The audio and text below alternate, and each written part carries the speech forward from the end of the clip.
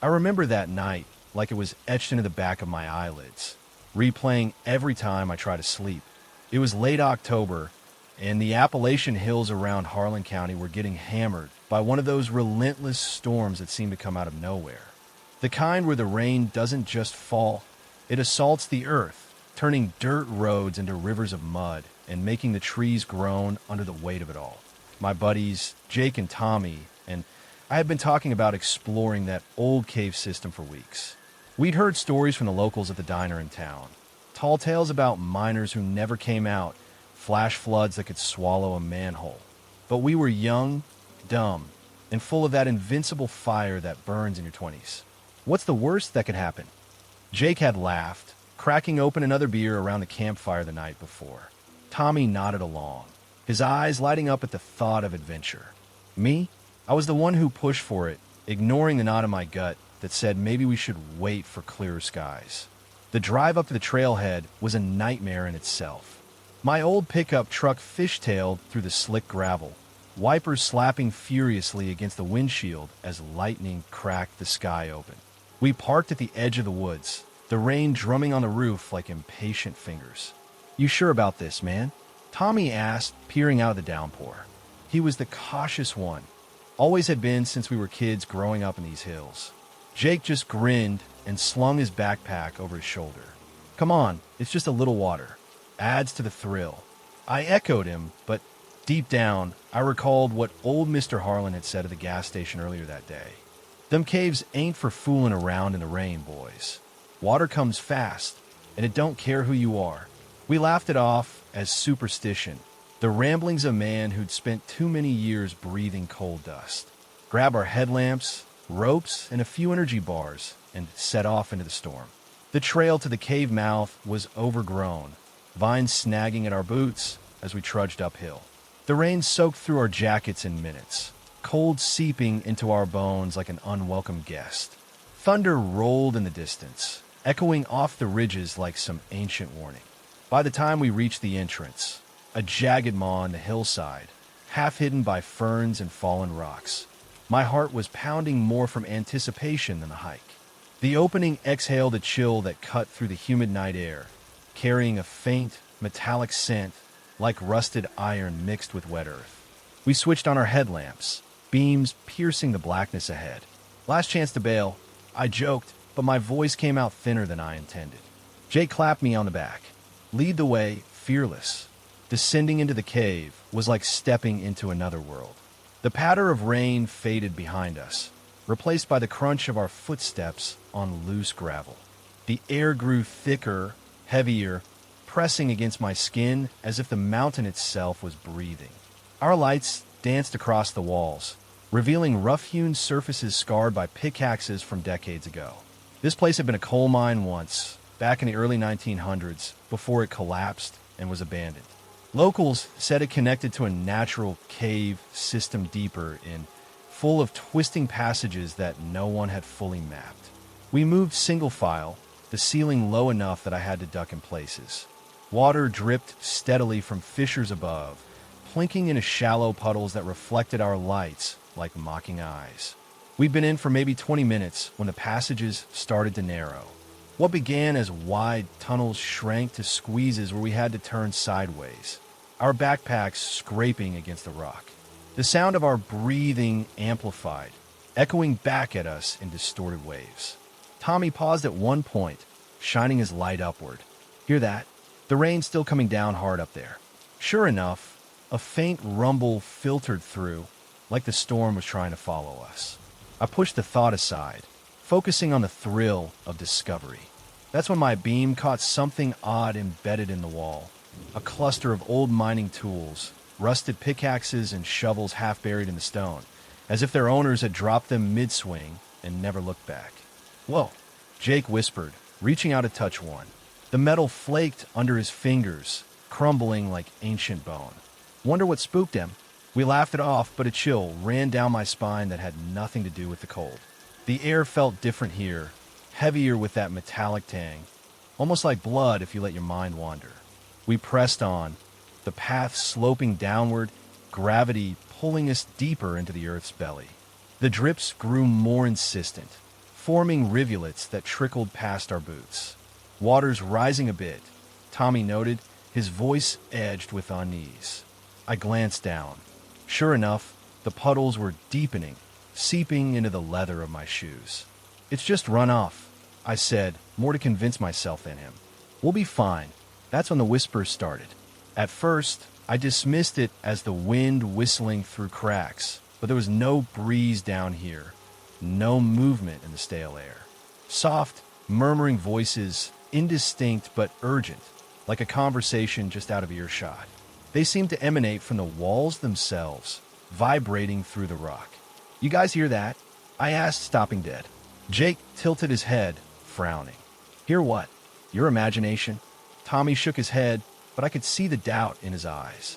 We kept moving, the whispers fading in and out, sometimes sounding like words, names, maybe, or please. Help down here, but when I strained to listen, they dissolved into the drip-drip of water. The cave branched off into side tunnels, dark voids that our lights barely penetrated. We stuck to what seemed like the main path, but the water was undeniably rising now, lapping at our ankles with a cold insistence.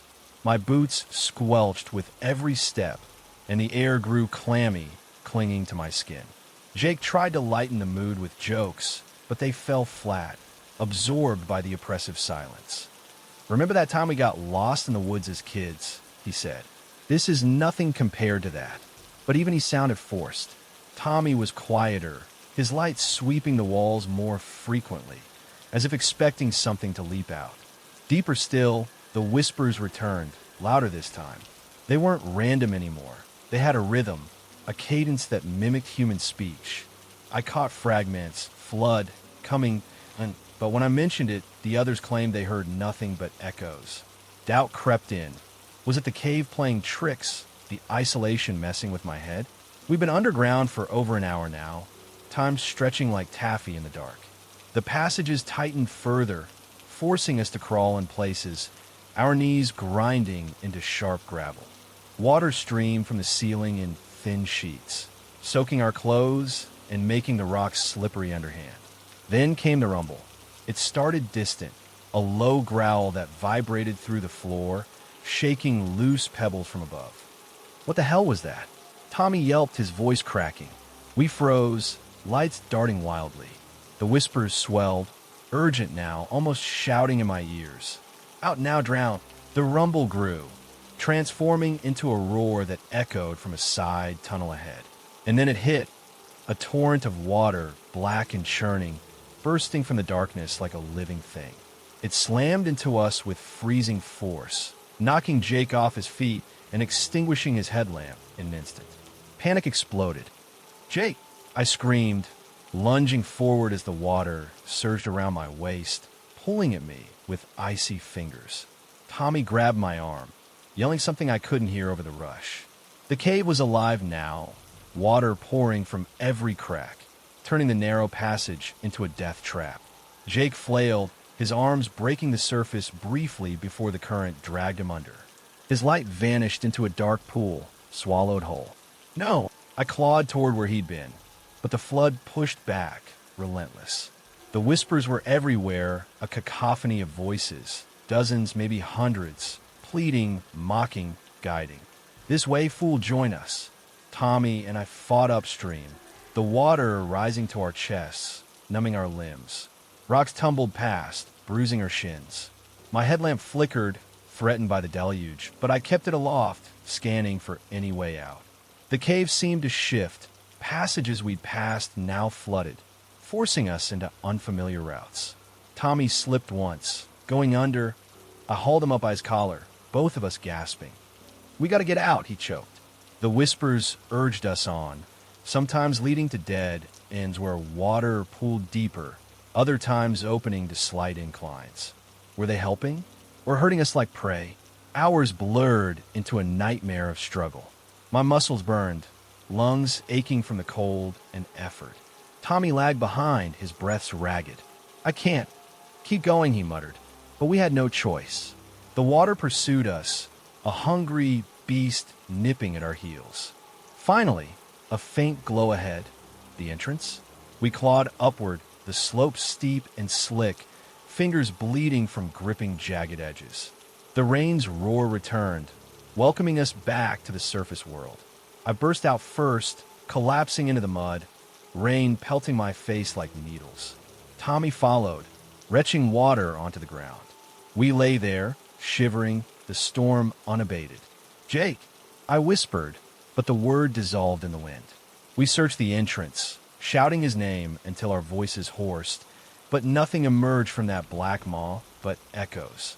Rescue teams came the next day, after we'd stumbled back to town, half frozen and delirious. They probed the cave for days, but the floods had reshaped everything. Tunnels collapsed, paths erased. No sign of Jake. Official report called it a tragic accident, flash flood in unstable terrain. But I know better. That was 5 years ago, and I haven't set foot in those hills since. Moved to the city, tried to bury it all under concrete and noise. But the whispers didn't stay behind. They follow me in dreams, soft at first, then building like that rumble. Voices of the lost, miners, explorers, fools like us, hinting at secrets buried in the flooded depths. Jake's among them now. I think, calling my name, waiting for the next storm to pull me back. Sometimes, on rainy nights, I hear them, even when I'm awake, murmuring from the walls of my apartment. The cave claimed its share, and it left me with mine, a sanity frayed at the edges, a dread that never quite fades. I wonder if it'll ever let me go, or if one day I'll answer those calls and descend once more. I've always had this pull toward the caves in the Smoky Mountains, like they were calling me back to something forgotten in my blood. Growing up in these parts, you hear the stories. Old-timers at the general store spinning yarns about miners who vanished in the dark, or hikers who wandered in and never wandered out. But for me, it was more than curiosity. It was a need for solitude, a way to escape the noise of everyday life. That autumn evening, the rain was coming down in sheets, turning the world into a blurry watercolor. Thunder grumbled low over the ridges, and the trails near Gatlinburg were deserted, slick with mud that sucked at your boots like it didn't want you to leave. I shouldn't have gone alone. Hell, I knew that even then. But after a rough week at the mill, with the boss riding me and the bills piling up, I craved the quiet. Just me, my flashlight, and the earth's hidden veins. I parked my truck at the edge of a pull-off, the wipers slapping uselessly against the torrent. Grabbed my pack, some water, a spare battery, a knife for good measure, and set off into the woods, the rain drumming on my hood like impatient fingers. The path to the cavern was overgrown, ferns brushing my legs as I pushed through. Lightning flashed occasionally, illuminating the canopy in stark white, making the trees look like skeletal guardians. I found this spot years ago on a map, a lesser-known entrance tucked away from the tourist traps. No signs, no barriers, just a narrow cleft in the hillside, barely wide enough for a man to slip through. As I approached, the rain's roar softened, muffled by the rock. I switched on my flashlight, the beam cutting a yellow swath through the damp gloom. The air hit me first, heavy cool, laced with the scent of wet stone and something deeper, like decay that's been brewing for centuries. Stalactites hung from the ceiling like melting candles, dripping steadily, each plop echoing in the vastness. I took a breath, feeling the isolation wrap around me like a blanket. No cell signal, no one knowing where I was. Stupid, yeah, but in that moment it felt right. I moved deeper, my boots crunching on loose pebbles that skittered away into the shadows. The cave sloped gently downward, the walls closing in just enough to make you mindful of your size. Every step sent echoes bouncing back, distorted, like the cave was replying in its own language. I've been in caves before, but this one felt different, alive, almost watchful. The beam of my light played over the formations, revealing veins of quartz that glittered faintly like buried stars. Water trickled from cracks above, forming shallow puddles that reflected my silhouette back at me, warped and unfamiliar. I paused to adjust my pack, the weight of it reassuring against my back. The rain outside was a distant memory now, just a faint patter filtering through, but down here, time stretched. I checked my watch. Only 30 minutes in, but it felt longer. The solitude was what I'd come for, but already a prickle of unease crept up my neck, like eyes on me from the dark. Pushing on, the path narrowed, forcing me to sidestep around boulders that looked like they'd tumbled there eons ago. The air grew thicker, the smell of earth intensifying, mixed with a faint mustiness that reminded me of old attics. Puddles deepened underfoot, cold seeping through my boots, making my toes numb. That's when I heard the first faint splashing ahead, soft, irregular, like something moving through water. I froze, light sweeping the tunnel. Run off, I told myself. The storm's feeding in from above. Nothing more. But my heart picked up pace, thumping against my ribs. I inched forward, the splashes growing sporadic, then stopping altogether. My beam caught the ground, mud, slick and churned, marked with boot prints. Not mine. These were older, faded at the edges, but distinct. Heavy treads leading into a narrow fissure off to the side. Who the hell had been here? Hikers? Locals? The prints didn't look fresh, but in the damp, it was hard to tell. Curiosity tugged at me, stronger than caution. I shone my light into the fissure, a tight squeeze but passable. The splashing echoed again, fainter from within. Against my better judgment, I slipped through. The fissure opened into a smaller chamber, the ceiling lower, forcing me to crouch. Stalagmites rose like jagged teeth, and the water was deeper here, ankle-high and moving with a subtle current. The air felt heavier, oppressive, carrying that decay sensed stronger now, like something rotting just out of sight. I followed the prints, my light tracing their path along the floor. They meandered, as if whoever made them was searching for something, or lost. Thunder rumbled distantly above, vibrating through the rock, and the drips accelerated, turning into steady streams. The rain must have intensified outside. I could hear it now, a muffled roar seeping through. Water trickled faster from the walls, pooling around my feet. I should have turned back then, but those prints pulled me deeper, like a trail of breadcrumbs in a fairy tale gone wrong. The echoes of my steps changed, hollower, overlapping in ways that didn't make sense. And then the call started. Distant, muffled shouts, bouncing off the walls like remnants of old conversations. Miners, maybe? This area was riddled with abandoned shafts from the coal boom, but the voices were indistinct, garbled by the rock, rising and falling with the water's flow. I stopped, straining to listen. "Hello," I called out, my voice cracking the silence. The echoes returned at warped, mocking. No answer, just more of those muffled cries, like men trapped behind stone. Hallucinations? The cold and isolation playing tricks? I'd heard of cave madness, folks losing their grip in the dark. But these sounded real, urgent, pained. The water was rising noticeably now, lapping at my calves, cold fingers gripping my skin.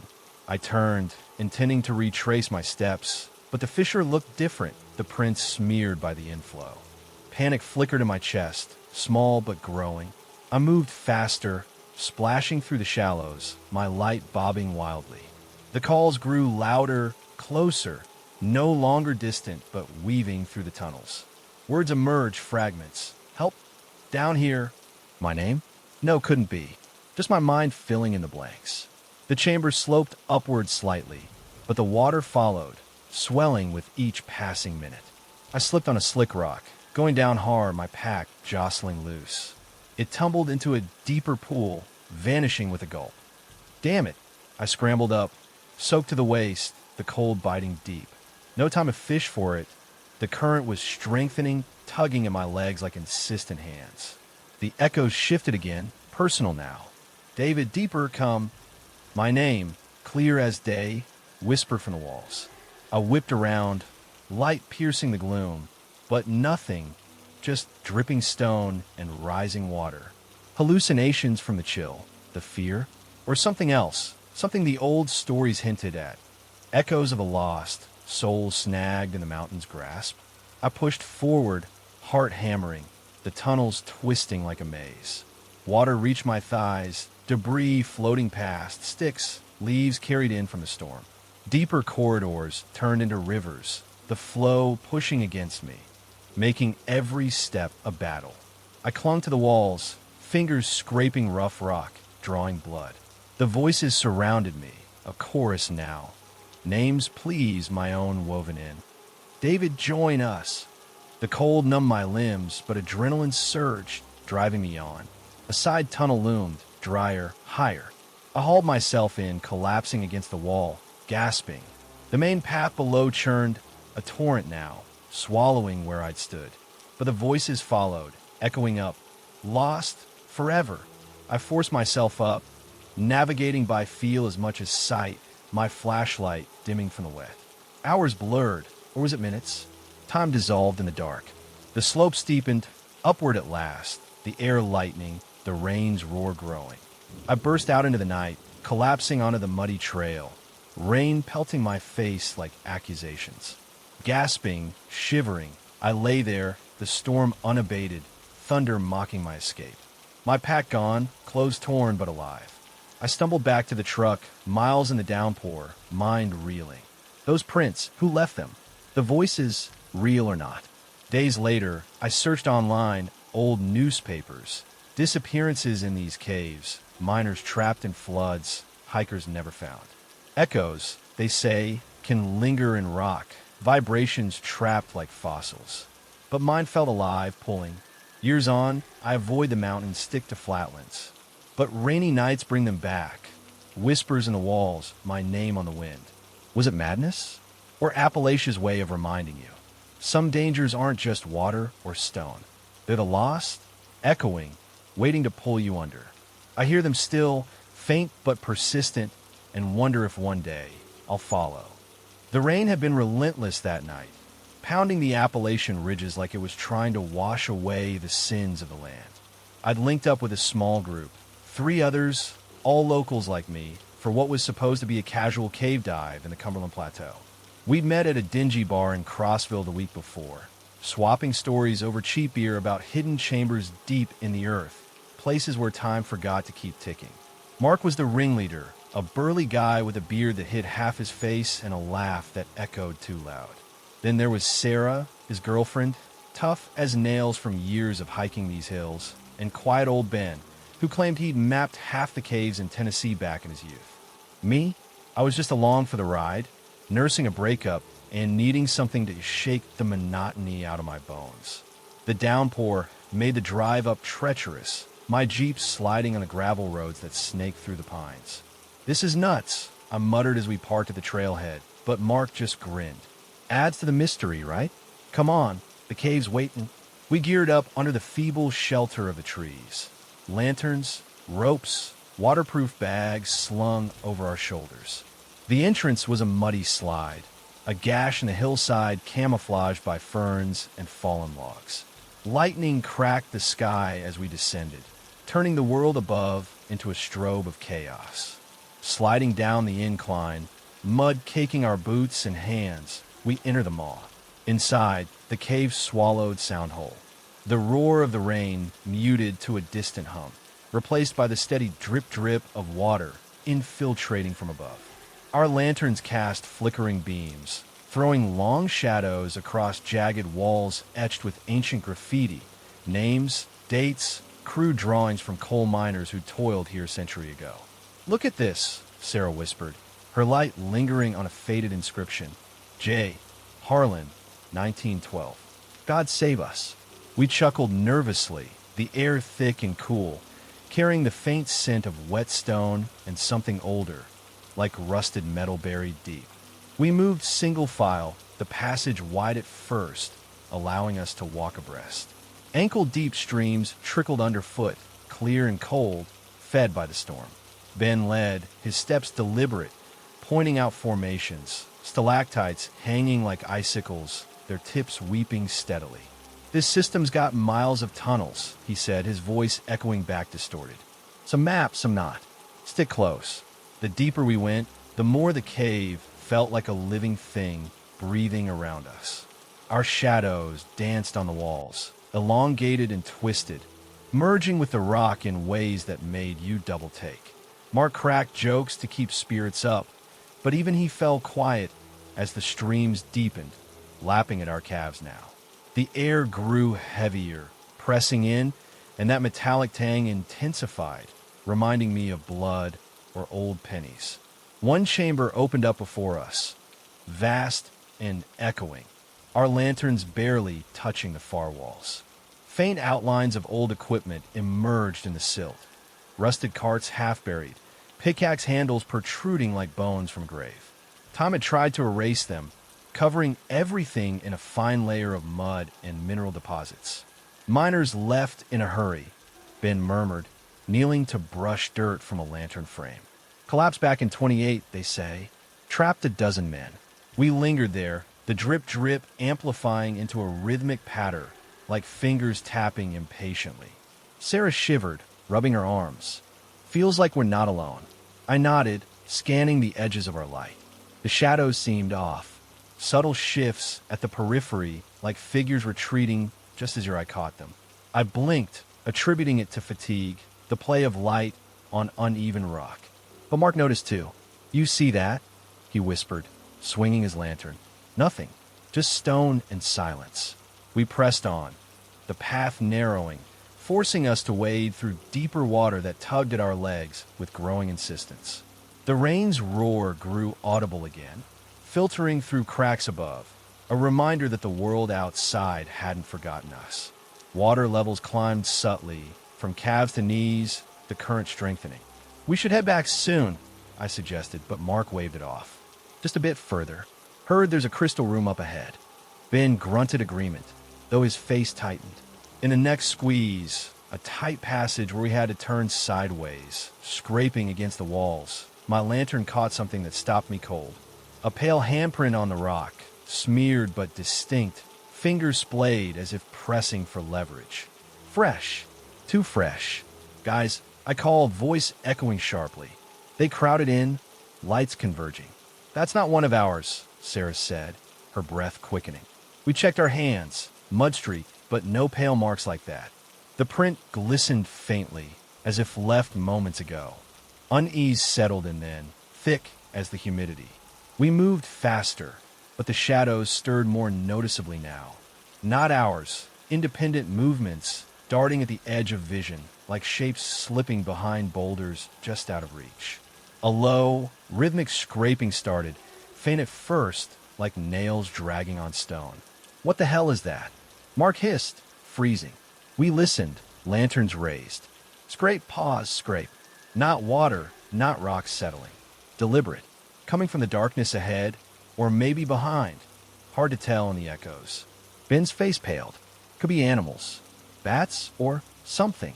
But we all knew caves like this didn't host much life beyond the blind and the small. Sarah grabbed my arm.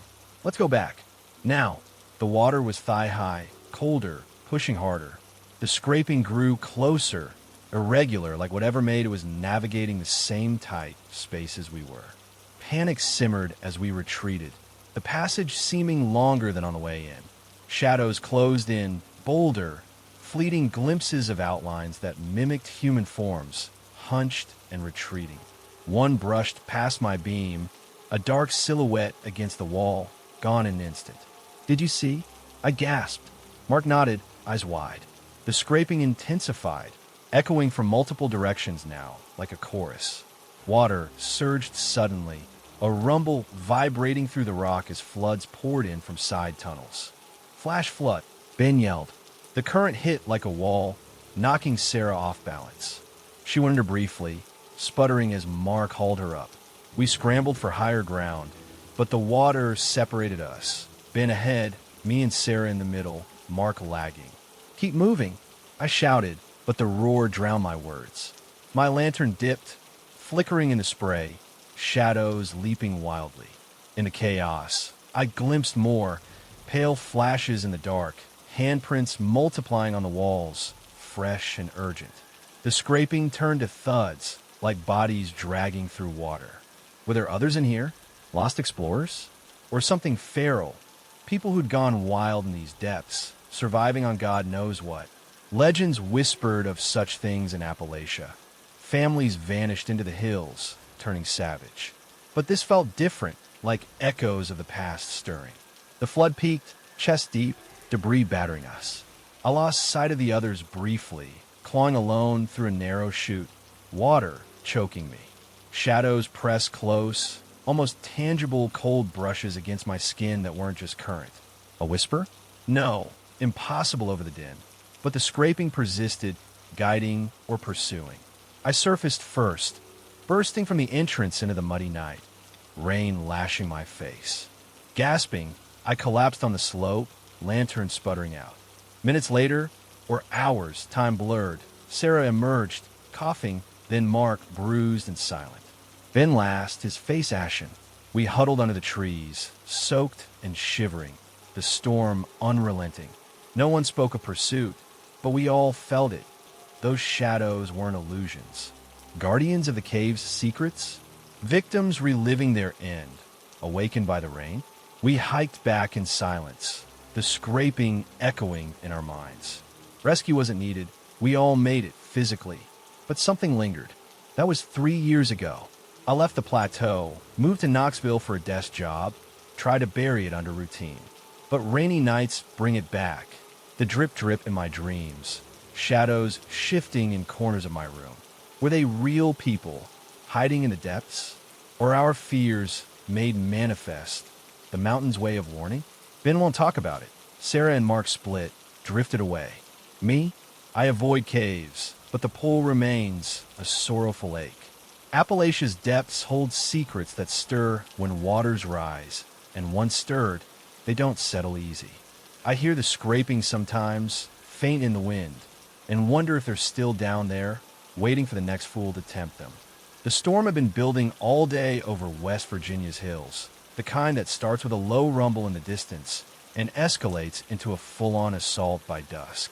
I convinced my cousin, Eli, to join me on this fool's errand, exploring that forsaken cave near the New River Gorge.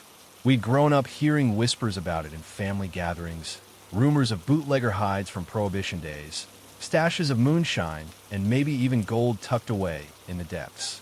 Eli was reluctant. He had a wife and a kid back home, a steady job at the lumber yard. But I was restless, fresh off a layoff from the coal mine, itching for something to break the monotony of unemployment and cheap whiskey. "Come on, man," I'd said over the phone. "One quick look. What's the harm in a little adventure?" He sighed but agreed, probably to shut me up. We met at the trailhead as the first fat drops splattered the windshield of my rusted Ford. The rain turned the forest paths into streams almost immediately, mud sucking at our boots like it was alive and hungry.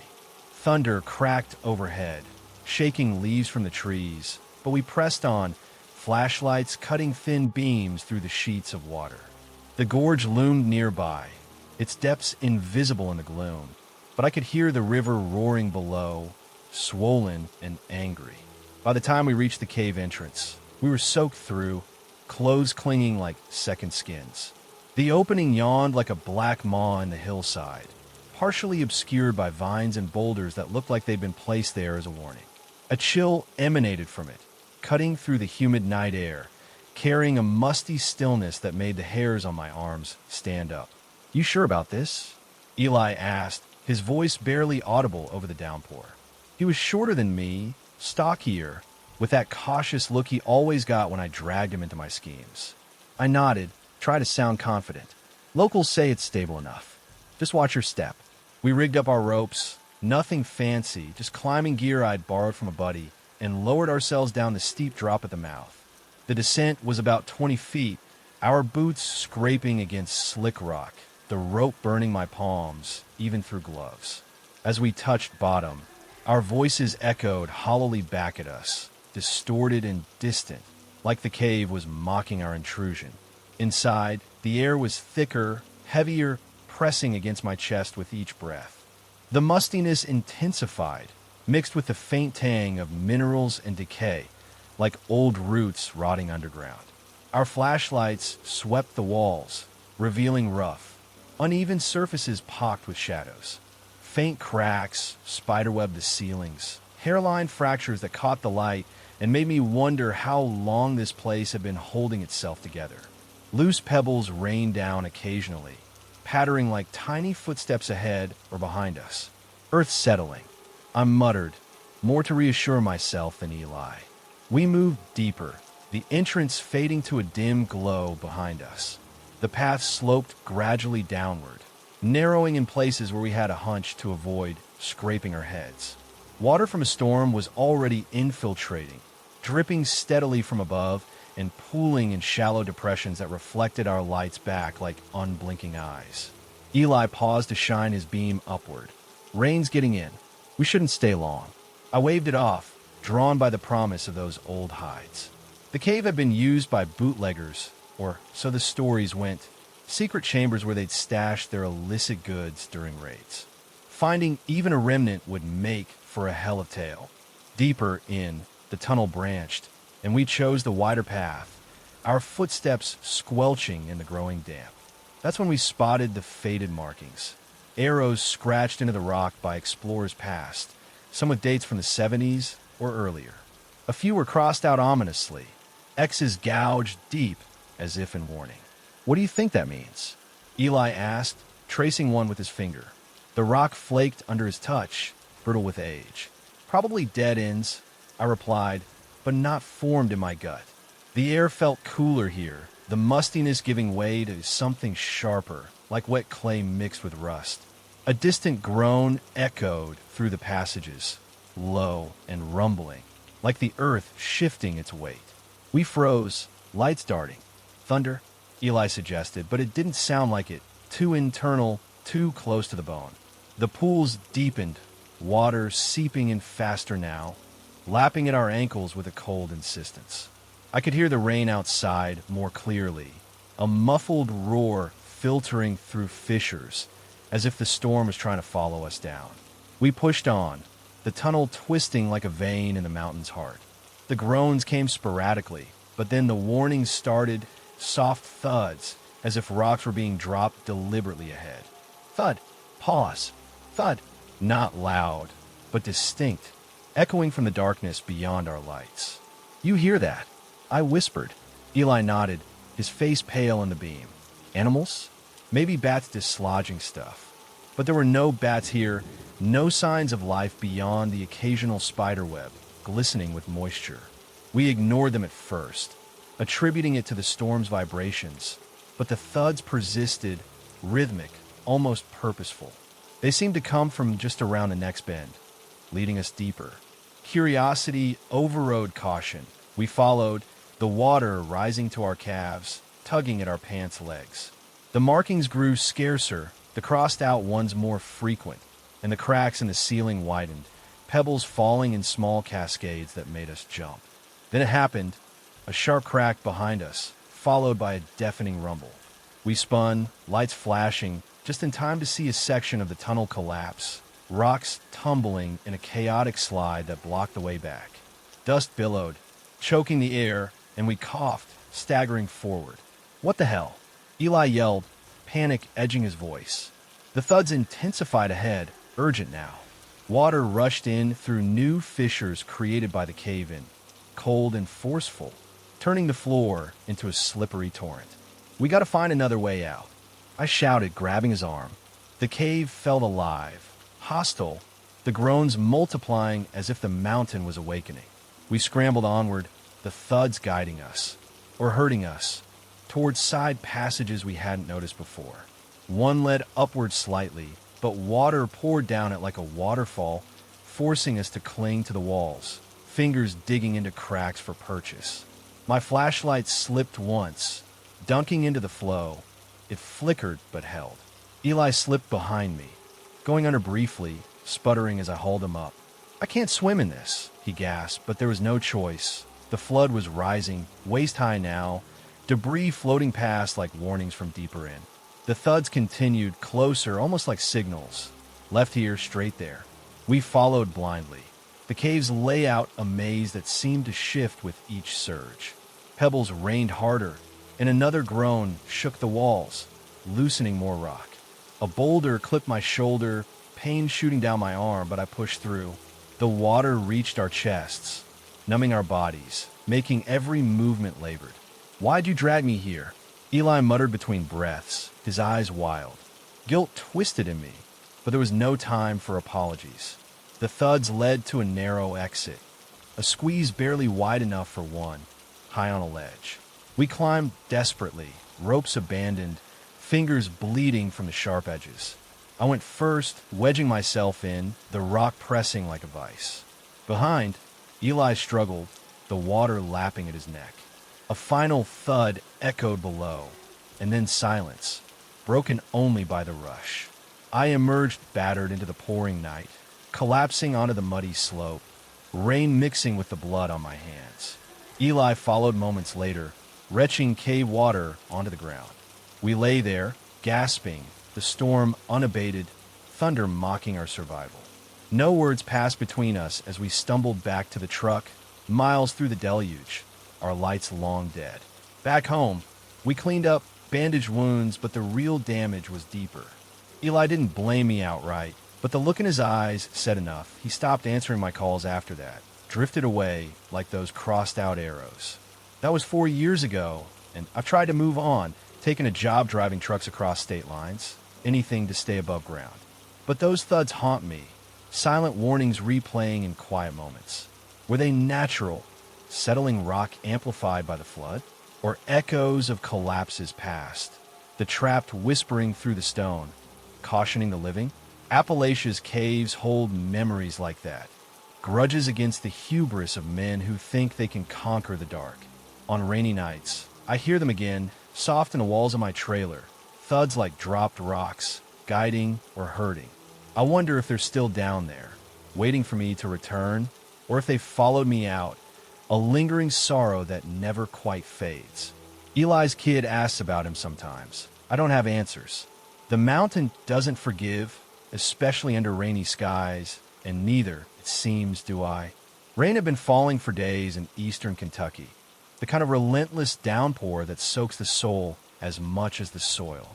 I'd mapped that cave network years before, back when I was still with the Geological Survey team, charting old mining tunnels for a state project that never panned out. The place stuck with me, a labyrinth of forgotten passages veined with quartz and secrets.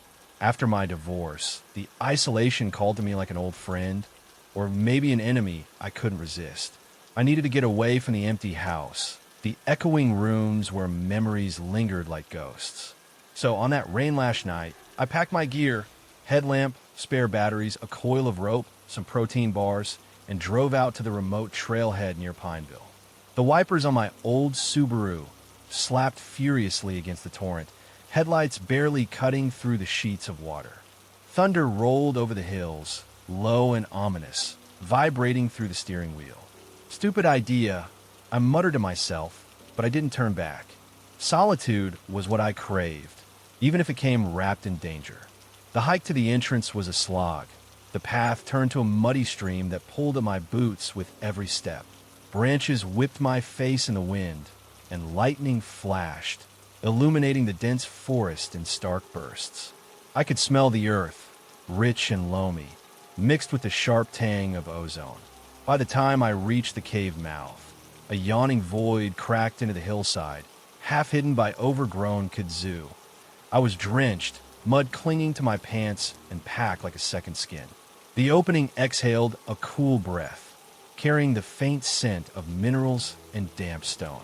I switched on my headlamp, the beam piercing the blackness ahead, revealing glistening walls that sparkled with embedded quartz veins, like stars trapped in rock. I hesitated at the threshold, water dripping from my hood onto the threshold. No one knew I was here. I'd told no one, figuring it'd be a quick in and out to clear my head. Looking back, that was my first mistake. Descending into the cave was like stepping into oblivion.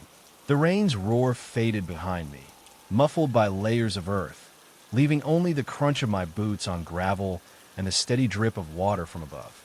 The air grew thicker, cooler, pressing against my skin with a clammy embrace. My headlamp cast a narrow cone of light, shadows dancing at its edges, making the passage feel alive.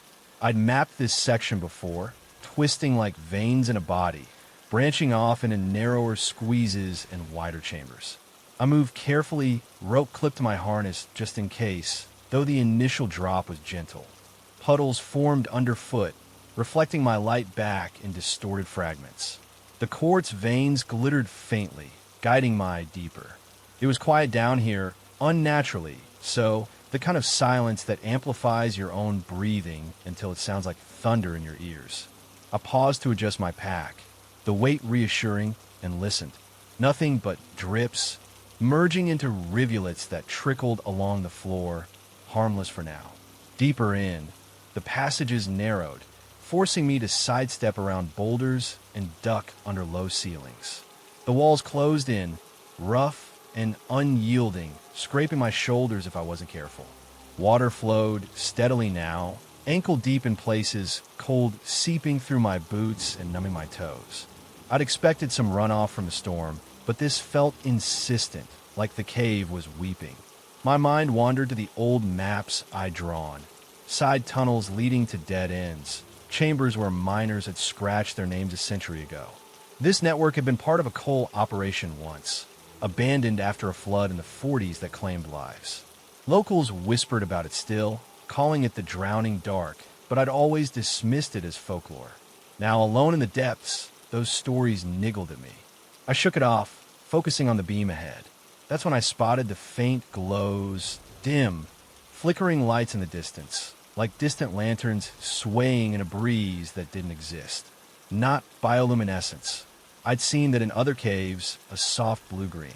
These were warmer, yellowish, winking in and out. My heart quickened. Another explorer? But who will be down here in this weather?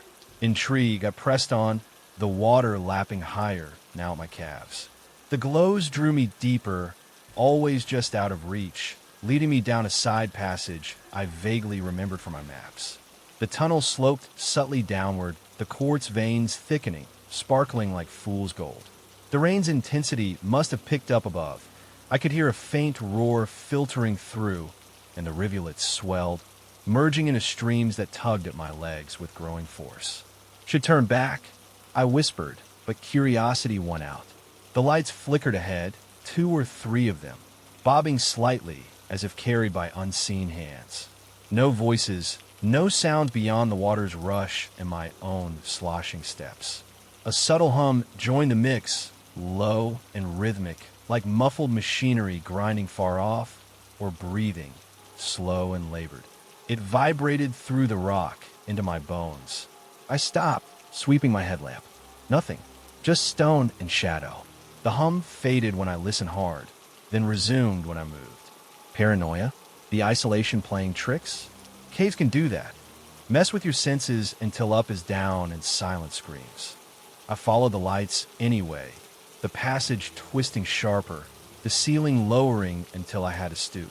Water reached my knees, cold biting through my clothes, making my muscles ache. The glows led me into a larger chamber, walls arched like a cathedral, quartz gleaming in fractured patterns. Here, the streams converged into a central pool, dark and still at first glance, but swirling subtly underneath. The lights hovered at the far end, brighter now, casting faint reflections on the water's surface. I waded in, the current stronger, pushing against me like a warning. The hum grew, almost a murmur, indistinct but persistent. My headlamp caught something in the silt. Old rusted tools, a miner's helmet half buried, visor cracked. Remnants of the flood, perhaps. A chill ran through me, unrelated to the cold. Those men had been here, working when the waters came. Did they see lights too? The thought unsettled me, but the glows beckoned, pulling me across the chamber. As I neared, the lights retreated, slipping into a narrow fissure beyond. "Hey," I called, voice echoing back hollow and foolish. No response. The rain's roar amplified, vibrating the walls, and suddenly the flows surged, water rising rapidly to my thighs. Panic flickered, flash flood. I knew the signs from my surveying days. Storms feeding in from above, turning caves into traps. I turned back, but the current fought me, debris brushing my legs, sticks, leaves carried from the surface. The hum intensified, weaving through the rush, like breaths syncing with my own. My headlamp bobbed, illuminating the lights ahead. No, behind now. They multiplied, faint glows encircling the chamber. always at the edge of vision. I slipped on a slick rock, going down hard, water closing over my head for a terrifying second. Sputtering up, I clung to a stalagmite, the surge pinning me against the wall. That's when my light extinguished, dunked too deep, the battery shorting with a pop. Darkness slammed in, absolute and suffocating, the kind that presses on your eyes like weights. My breath came in gasps, the water roaring around me, cold fingers gripping my chest. But the glows, they intensified, no longer faint but steady, revealing vague shapes in the black. Outlines of figures, hunched and still, holding lamps that cast eerie halos. Miners? Their forms were indistinct, tattered clothes, pale faces turned away, vanishing as the water receded slightly. One turned, or seemed to, a hollow gaze meeting mine for a split second before dissolving. The hum became voices, muffled pleas or warnings, lost in the flood's din, hallucinations from the cold. The fear? Or lures, drawing me deeper like sirens of the deep. I fumbled for my spare light, fingers numb, the current trying to sweep me away. Blindly, I fought back, clawing along the walls, memory guiding me through the twists. Water chest-high now, debris battering me, the glows following at a distance, lighting paths just enough to tease. Hours blurred into eternity, slipping, gasping, muscles screaming. The hum pursued, breaths in the dark, figures flickering at my periphery. Finally, a faint gray ahead, the entrance. I haul myself up the slope, mud and water cascading, bursting into the night storm. Rain pelted my face, wind howling, but I was out, collapsing on the trail, drenched and disoriented. That night haunts me still, years later. I left Kentucky, moved to Ohio for a desk job, tried to bury it under normalcy. But rainy nights bring the glows back, faint in my dreams, luring me down. Were they real, lost souls echoing through time, or my mind cracking in the drowning dark? Appalachia turns caves into graves on such nights, quiet deceptions that linger. I heed them now, stay above ground, but the hum whispers sometimes in the walls calling my name. Confusion clings, a sorrowful fear that one day I'll follow those lights back into the abyss. Thunder rolled across the Blue Ridge Mountains like a warning from the old gods of these hills, the kind that folks around here still whisper about in hushed tones over coffee at the diner. It was a rainy evening in late September, the air thick with that earthy scent of wet leaves and mud, when my partner, Lena, and I decided to delve into that remote cave we'd heard about from a hiker at the trailhead a few weeks back. We'd been together for 2 years, bonding over weekend escapes from our dead-end jobs in Asheville. She a barista, me fixing cars at a garage that barely paid the bills. The cave was supposed to be a hidden gem, untouched by tourists, with natural formations that glittered like buried treasure. But the storm had turned the world above into a sopping mess. Rivers overflowing their banks and trails vanishing under flash streams. Maybe we should wait, Lena said as we parked the truck at the edge of the forest, wipers slapping against the relentless downpour. Her dark hair was already plastered to her forehead from the short dash to grab our gear. I shrugged it off, that stubborn streak of mine kicking in. It's just rain. Adds to the adventure. Deep down, I knew better. These mountains don't take kindly to outsiders poking around, especially when the skies open up. But we geared up anyway.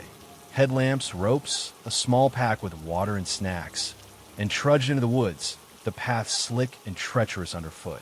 The entrance was obscured by a thick curtain of ferns, their fronds heavy with rain, dripping like tears as we pushed them aside. We slid in feet first down a short incline, mud smearing our jeans and coating our hands. Our breaths became visible in the cool air that rushed up to meet us, a stark contrast to the humid night outside. The cave's corridors meandered downward almost immediately, walls slick with moisture that caught our headlamp beams and threw them back in fractured sparkles. The air down here was different, stale yet alive, carrying a faint mineral tang that coated the back of your throat. Every drip from the ceiling echoed, amplified by the stone, creating a rhythmic patter that followed us like footsteps. Lena went first, her light sweeping the narrow passage, illuminating rough-hewn rock that looked like it had been carved by ancient rivers rather than men. "Feels like we're the first ones here in years," she whispered, her voice bouncing back distorted. I nodded, though a prickle of unease settled in my gut. The cave felt watchful, the kind of quiet that presses in on you, making your own heartbeat sound too loud. We moved deeper, the slope gentle but insistent, pulling us into the earth's embrace. Shallow underground streams crossed our path early on, clear trickles that we stepped over easily at first. The water was icy, seeping through the seams of our boots if we lingered too long. As the rain persisted above, we could hear its muffled roar through thin fissures. The streams deepened insidiously, swelling from mere puddles to ankle-deep flows that gurgled softly. "Careful," I said, steadying Lena as she slipped on a mossy rock. Her hand gripped mine tightly, warm against the growing chill. We paused in a wider chamber to catch our breath, our lights playing over the walls. That's when we noticed the etchings, names and dates scratched into the stone, some faded to near invisibility, others sharper, more recent. John R., 1897, one red, beside a crude arrow pointing deeper. Another, M and T, 2018, turn back. Like a ledger of the vanished, a silent roll call of those who'd come before. Lena traced one with her finger, the rock cold and unyielding. "Wonder what happened to them," she murmured. I tried to laugh it off. Probably just got bored and left. But the dates spanned decades, some clustered around flood years I vaguely recalled from local history.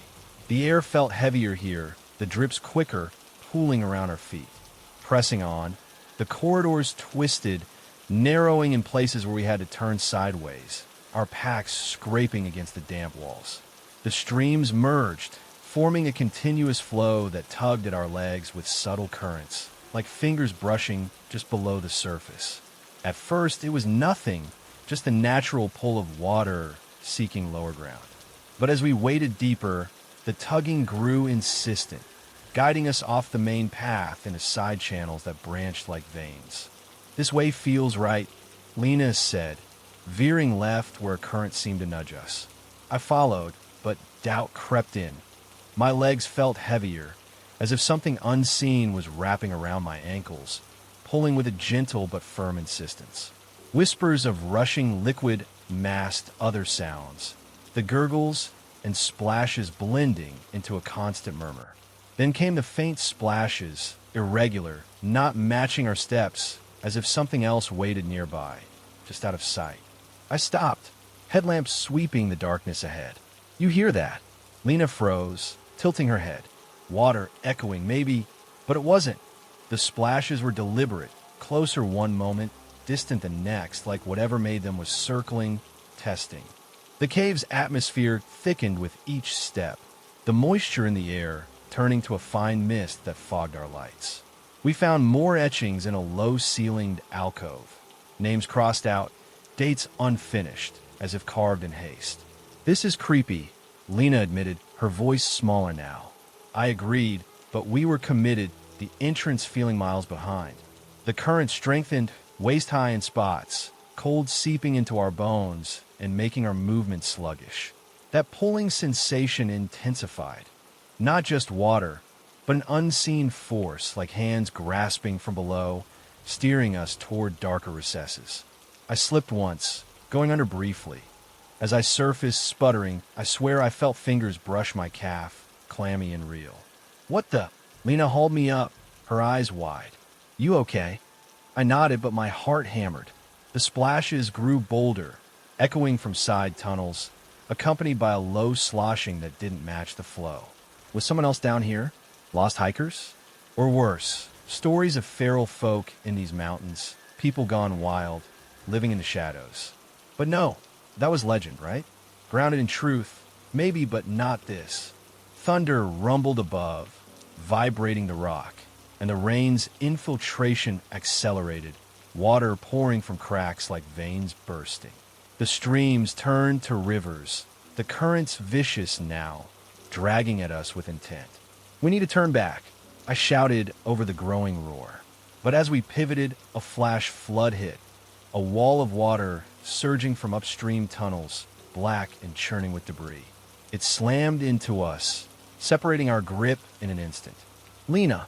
I yelled, but the torrent swallowed her light, sweeping her away in the chaos. I clung to a jagged ledge, fingers digging into stone until they bled, the water pounding my body like fists. Debris rushed past, branches, rocks snagging at my clothes. The pulling was everywhere, unseen forces yanking me under toward the depths. Splashes surrounded me, not just water, but movements, shapes in the murk, pale and fleeting, brushing against me. Names from the walls flashed in my mind. The vanished, their essences lingering, pulling the unwary deeper as punishment or plea. I fought, muscles burning, lungs aching from the cold. The flood peaked, chest deep, threatening to rip me from the ledge. In the dim of my flickering headlamp, I glimpsed outlines, humanoid forms in the current, arms outstretched, dissolving into foam. Hallucinations? Exhaustion and fear twisting shadows? Or remnants of those etched names, trapped forever, drawing company into the abyss? "Lena!" I screamed again, voice raw. A distant splash answered, her light bobbing faintly downstream. I let go, letting the current carry me, clawing toward her. We collided in a narrower chute, grasping each other as the water funneled us upward toward a faint glow. The exit? We tumbled out together, battered and gasping, into the pouring night. Rain lashed our faces, the storm unabated, thunder laughing at our folly. We huddled under a tree, shivering, checking for breaks, bruises, cuts, but alive. No words passed. What could we say? The pulling, the splashes, they felt intentional, the cave's quiet revenge. Back home, we dried off, bandaged up, but the dread lingered. Lena left a month later, said the mountains called too loud now, her dreams filled with underwater tugs. Me? I stayed but changed, avoid caves, stick to open trails. Yet on rainy evenings, I feel it, subtle currents in the air, faint splashes in the walls. Were they real, lost souls or feral survivors? Or our minds cracking under isolation? Appalachia's depths conceal dangers that whisper long after escape. A sorrowful confusion that pulls at the edges of sanity. I hear them sometimes, names from the stone, tugging me back, and wonder if one day I'll let go. The rain started before we even left the trucks, a hard, steady drumming on the tin roofs of the parking lot at the Obed River trailhead, the kind of rain that feels personal, like the sky is trying to drive every drop straight through your skin. I've been the one who talked everybody into this. 4 of us. Me, my old high school buddy Travis, his little sister Kayla, who was home from college, and her roommate Marcus, who'd never set foot in the Tennessee hills before. We were soaked the minute we stepped out of the vehicles, but I kept saying it would lighten up, that caves are warm and dry once you're inside. Truth was, I just wanted to get away from everything, bills, my mother's chemo appointments, the way my life felt like it was folding in on itself. The cave was supposed to be a reset button. I told myself the swelling creeks were no big deal. We'd be back out before dark. Famous last words. The hike in was miserable. Water poured off the limestone bluffs in silver sheets, turning the trail into a slick chute of mud and leaf litter. Our headlamps cut weak tunnels through the downpour, and every flash of lightning showed the river below us, brown and angry, gnawing at its banks. When we finally reached the mouth of the cave, it looked smaller than I remembered from the grainy photos online, just a dark crack between 2 slabs of rock exhaling a cool, damp breath that smelled of iron and old earth. We slipped inside one by one, boots squelching, laughing too loud to cover how nervous we all were. Inside, the silence hit like a wall. The rain became a muffled heartbeat overhead, and the only other sound was our own breathing and the slow drip, drip, drip from the ceiling. At first it felt good, almost peaceful. The passage was wide enough to walk 2 abreast. The floor a gentle, downward slope littered with broken shale. Our lights played over pale flowstone that looked like frozen waterfalls, and the air was cool enough to raise goose flesh on my arms. Travis started telling the same dumb jokes he told in 10th grade, and Kayla rolled her eyes the way only little sisters can. Marcus kept quiet, shining his flashlight into every shadow like he expected something to shine back. We went deeper, past the point where daylight disappeared completely, until the cave swallowed us whole. The paths began to branch, twisting into a maze of narrow corridors that forced us single file. The floor grew rougher, littered with bat guano that stank sharp and ammonia sweet, and shattered stones that crunched underfoot like old bones. Water trickled everywhere now, threading down the walls in thin silver ribbons, collecting in shallow pools that reflected our lights in fractured coins. That's when we first heard it, faint, almost lost under the sound of our own footsteps. A low, muffled cry, human, but so distant it could have been the wind pushing through a crack. We all stopped at the same time. "You hear that?" Kayla whispered. Travis laughed it off, said it was probably a fox or a barred owl outside, but his voice cracked on the last word. We kept moving, slower now, telling ourselves it was nothing. The cry came again, longer this time, rising into something that sounded like pain, then cutting off abruptly, as if a hand had clamped over the mouth that made it. The temperature seemed to drop 10 degrees in a heartbeat. I told myself it was imagination, acoustics, anything but what my gut was screaming. Deeper still, the tunnels narrowed and the water rose. It seeped in from every direction, cold enough to make my teeth ache, turning the floor into a shallow stream that tugged at our ankles. The cries grew clearer, echoing off the stone in overlapping waves. Men's voices, women's voices, sometimes a child's, all of them raw with terror. Not words, just raw sound, the kind you make when you know no one's coming to help. Travis tried his phone. No signal, of course. Kayla's face had gone pale, her freckles standing out like bruises. Marcus kept glancing back the way we'd come, as though the cave might close behind us. I pushed us forward because turning back felt worse than going on. The walls pressed closer, slick with moisture, and every footstep sent up a splash that sounded too loud, like we were announcing ourselves to whatever was listening. We found the first real sign in a low chamber where the ceiling dripped like a slow hemorrhage.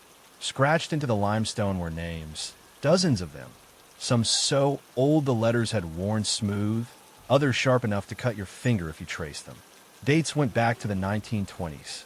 A few were fresh, carved within the last decade. One line stood out, here US 3 to 14. No year, just the date a mountain took them. Kayla reached out, touched the stone, then jerked her hand back as if it burned. That was when the scream sharpened, no longer distant, now right on top of us, ricocheting down every corridor at once. Miners crushed under fallen slate. Explorers who'd slipped into hidden drops. A child calling for a mother who would never answer. The voices layered, overlapping, pleading, furious, despairing. I felt them in my chest more than heard them, like the cave itself was remembering every death it had ever swallowed. The water was at our knees now. We turned to retreat, but the passage behind us had become a river, black water rushing knee-high, carrying grit and leave from the surface. A low rumble rolled through the rock, felt more than heard, and the ceiling shed dust like dandruff. Somewhere close, stone cracked with a sound like a gunshot. Travis grabbed my shoulder, fingers digging in hard enough to bruise. We gotta move. We scrambled back the way we'd come, but the cave had changed. Tunnels we'd walked minutes ago were half flooded, currents pushing us sideways, forcing us into branches we didn't recognize. The screams chased us, louder now, no longer cries but full-throated screams of pure animal terror.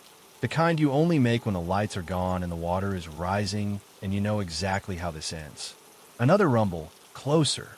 The floor bucked under us, and a slab the size of a pickup truck peeled from the ceiling ahead, crashing down in an explosion of dust and water. We skidded to a halt, hearts in our throats, as the passage ahead narrowed to a crawl space. The screams were everywhere, inside my skull, begging us to go back, to lie down, to join them. Kayla was crying silently, tears mixing with the cave water on her cheeks. Marcus looked like he might bolt, eyes wild. I shoved them forward, screaming myself to be heard over the chaos, and we crawled, bellies in the flood, fingers clawing for purchase on slick rock. Behind us, the mountain groaned again, and the water surged, lifting us, carrying us like leaves in a gutter. The screams rose to a crescendo, then cut off all at once, as if someone had finally pulled the plug on every voice that had ever died down here. We shot out a side fissure I didn't even know existed, tumbling into the night like newborns, gasping, vomiting water, the storm still raging as if it had never paused. We lay on the muddy bank while lightning strobed overhead, none of us able to speak.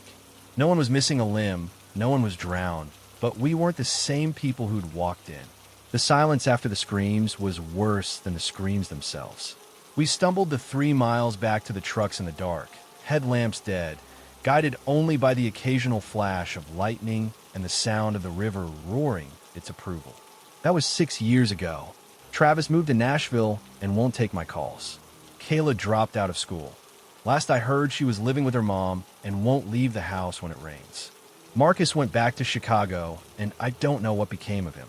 I stayed in Tennessee because running felt like admitting defeat, but I don't go near caves anymore. I can't even drive past the Obed without my hands starting to shake. On nights like this one, when the rain beats a relentless tattoo on the roof and the creeks start to rise, I hear them. Not in my head, in the walls, in the pipes, in the wind rattling the windows. The same raw, buried screams, clearer every year, like the mountain is warming up its voice. Sometimes I wake up standing at the back door in my boxers, hand on the knob, barefoot in the mud, and I don't remember walking there. I wonder how long I can keep saying no before I follow the water back down and add my name to the chorus. The cave remembers every scream it ever swallowed, and it's patient. It can wait. The storm came down so hard that night, it felt like the Shenandoah Valley was being punished. I've been restless for weeks, ever since Dad's funeral, ever since the house felt too big and too quiet. So when the rain started, I told myself a solo trip into that old cave off the Blue Ridge would clear my head. Locals called it Widow's Throat, said it had swallowed more than one careless soul, but I've been inside a dozen times as a teenager and always came out fine. I parked the truck on a muddy pull-off, pulled my hood up, and walked the half-mile through the downpour with nothing but a headlamp, a cheap flashlight in my pocket, and a stubborn refusal to turn back. The entrance gaped ahead of me, a ragged mouth choked with roots and vines that dripped like wet hair. I ducked under the overhang, shook the water from my jacket, and stepped inside. The roar of the storm cut off the instant I crossed the threshold, replaced by a thick, listening silence and the slow heartbeat of dripping water. Inside, the darkness was absolute. My headlamp carved a narrow cone of light that felt too small, too fragile, like it could be snuffed out with a breath. The air was cool and heavy, smelling of wet limestone and something faintly metallic, the way the air smells right before lightning strikes. I moved carefully, boots crunching on gravel, the beams sliding over familiar walls that suddenly didn't feel familiar at all. The passage widened into the first big room, a cavernous space with a ceiling lost in shadow and water weeping steadily from cracks overhead.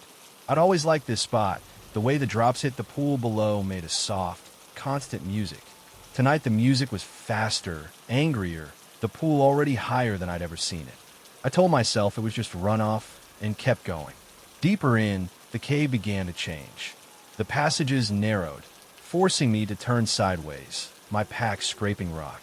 Water trickled down the walls in steady streams now, turning the floor into a shallow stream that soaked my boots and numbed my ankles. I'd gone maybe 300 yards when a vision started, just flickers at the edge of my light like heat shimmers on a summer asphalt. I stopped, swept the beam around. Nothing, just dripping stone and my own reflection in black water. I chalked it up to fatigue, to the way solitude can play tricks, and kept moving. But the flickers kept pace, always in the corners of my eyes, hazy silhouettes that dissolved the moment I tried to look straight at them. I started walking faster. The lower I went, the worse it got. The air turned clammy, clinging to my skin, and the water rose to my shins, cold enough to ache in my bones. The vision sharpened, No longer vague shapes, but glimpses of people, a second out of sync with reality. A shoulder in tattered flannel disappearing around a bend. The pale curve of a cheek in an alcove, gone when I blinked. Once, I swear I saw a woman in a soaked dress standing waist-deep in a pool, head bowed, hair hanging like wet rope, but when I swung the light back, she was only rock and shadow. My pulse hammered in my ears. I told myself it was hypnagogic imagery, lack of sleep, anything rational, but my hand was shaking so badly I could barely keep the beam steady. I reached the big drop-off chamber, a room I remembered as bone dry, and stopped dead. The floor had become a lake, black water swirling gently, fed by a dozen new streams pouring from the ceiling. My headlamp caught movement on the far side. A man in old-fashioned coveralls, helmet lamp dark, standing perfectly still, staring across the water at me. I opened my mouth to call out, stupidly thinking he was another explorer, and the figure stepped backward into the wall and was gone. The water lapped higher, licking at my knees. Somewhere above, thunder boomed, and the cave answered with a low, grinding groan. I turned to retreat, but the passage I'd come through was already a river, the current pushing hard against my thighs. That's when the visions stopped hiding. They were everywhere now, pale faces peering from every alcove, every crack, eyes hollow, mouths open in silent screams that never quite reached my ears. A child's handprint on the wall, too high for any child to reach. A woman's bare foot sliding beneath the surface as if pulled. I waded back the way I'd come, fighting the rising water, and they moved with me, always at the edge of the light, herding me like sheepdogs. When I tried to climb a side passage they hadn't blocked, a man in miner's gear stepped out, face caved in on one side, and simply shook his head. I stumbled away from him, heart jackhammering, and found another route. Then another, each time met by more of them, silent, soaked figures who pointed deeper or blocking or simply watching with that terrible patience of the drowned. The water climbed to my waist, then my chest. I was gasping, half swimming, half clawing along the walls when I realized I was crying, not from fear exactly, but from a grief I couldn't name. These weren't monsters. They were just people who'd come in here the same way I had, looking for something and never left. I felt their sorrow like a weight on my lungs. One of them, a young man with half his face burned away, reached out as I passed and brushed my arm. His fingers were ice. He didn't try to pull me under. He just looked at me with something like pity and pointed toward a narrow fissure I'd never seen before. I took it because there was nowhere else to go. I don't remember the last part clearly.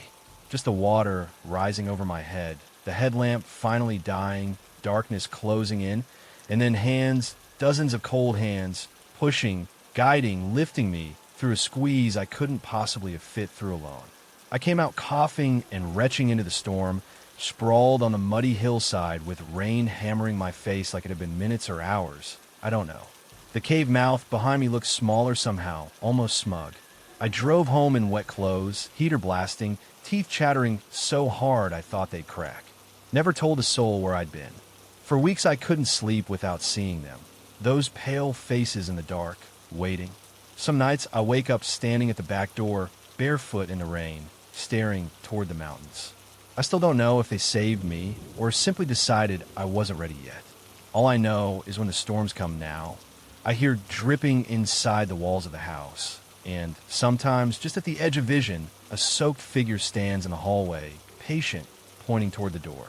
I lock it every time, but locks don't mean much to the drowned. One of these nights the rain will be hard enough, and I'll open the door without remembering why, and I'll follow the water back down into the dark where they're waiting. I think they're lonely. I think they just want someone to finally hear them scream. The rain had been falling for 3 solid days when we finally set out, the kind of rain that doesn't just soak you, it tries to erase you. We were 5. Me, my cousin Ray, his girlfriend Jess, her brother Caleb, and old Harlan who'd been caving these mountains since Nixon was president and swore he knew every hole in the Nantahala. We'd been drinking the night before, talking big about finding the back door of Devil's Well, an unmapped extension locals said ran clear under the ridge. By morning, the creek behind the cabin was a muddy torrent, and every sensible voice in my head was screaming to stay put, but nobody wanted to be the one to call it off. So we loaded packs, pulled on waders, and drove the logging road until the mud got too deep even for Ray's lifted Jeep. From there we walked, heads down against the wind and rain, boots sliding on pine needles and slick red clay. The entrance was exactly where Harlan said it would be, a narrow slit in the limestone, widened over centuries by floodwater, hidden behind a curtain of rhododendron. Lightning flashed as we reached it, showing the black gash breathing out cold air that smelled of wet pennies and something sharper, like urine left too long in a bottle.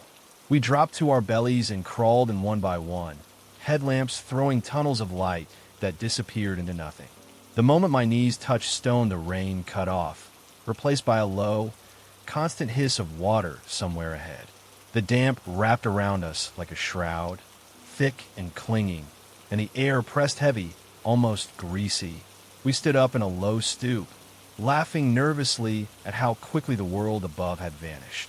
Harlan clicked his tongue. "Smells like death in here," he muttered, but he was already moving. The passage twisted downward fast, ceiling low enough that we had to duck under flowstone curtains that wept steadily.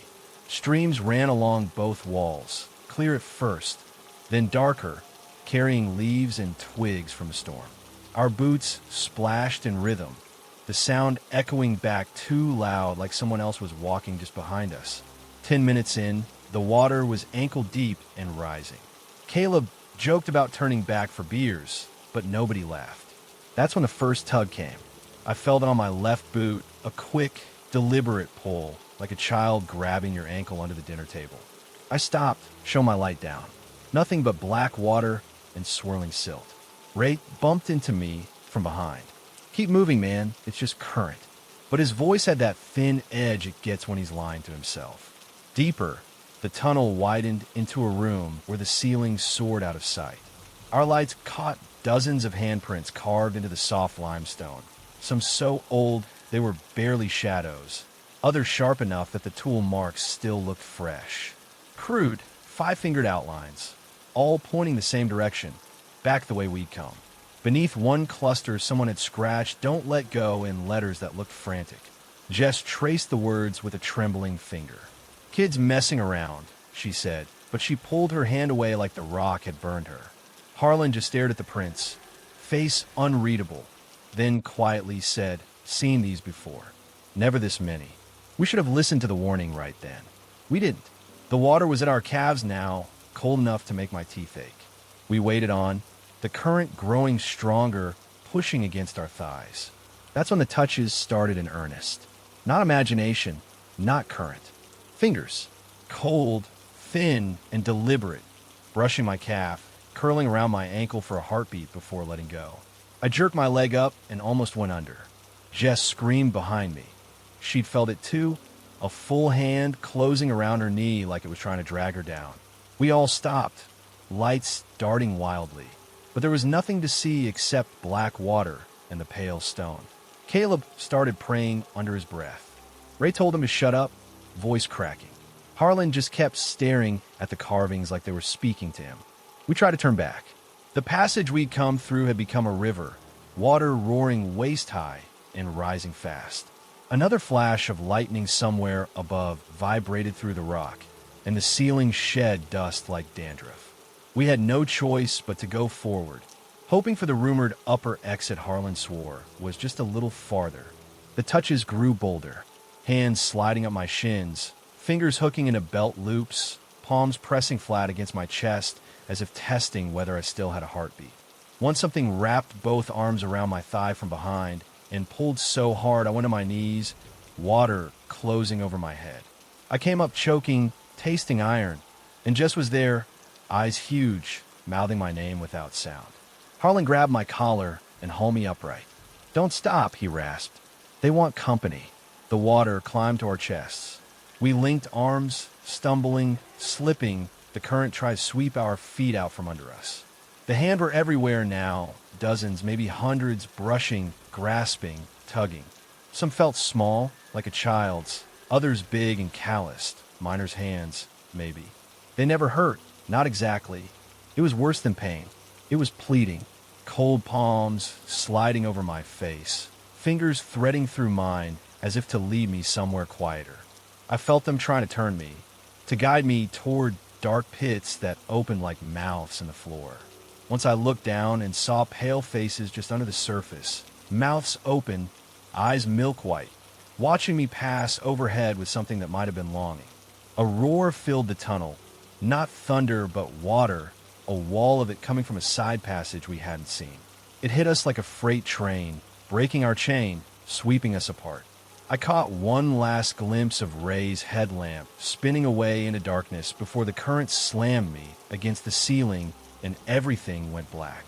I don't know how long I tumbled, lungs burning, hands still touching, guiding, almost gentle. Then a final surge spat me into a narrow chimney. I clawed upward, fingers shredding on rock, and burst out a fissure I didn't know existed, rolling down a muddy slope into the storm. I lay there gasping while the rain tried to drown me all over again. One by one the others came out. Jess first, then Caleb retching water, Ray last, Harlan nowhere. We screamed his name until our voices gave out, but the mountain only answered with thunder. Search and rescue found his body 3 days later, wedged in a sump 200 yards deeper than any map showed. Official cause: drowning due to flash flood. They never mentioned the bruises on his ankles that looked exactly like handprints. That was 8 years ago. Ray and Jess got married, moved to Charlotte, and won't answer if I call. Caleb joined the army and shipped out. Last I heard, he can't sleep if it's raining. I stayed because running feels like admitting they won. But every storm I feel them, cold fingers brushing the back of my neck when I'm alone in the house, tracing the inside of my wrist when I'm trying to sleep. Sometimes I wake up standing at the screen door, barefoot in the downpour, staring toward the ridge. I still don't know if those hands were trying to warn us or trying to keep us. All I know is when the rain gets hard enough, I hear water running somewhere under the floorboards, and I feel them waiting, patient as stone, hoping this time I'll come back down and let them finish what they started.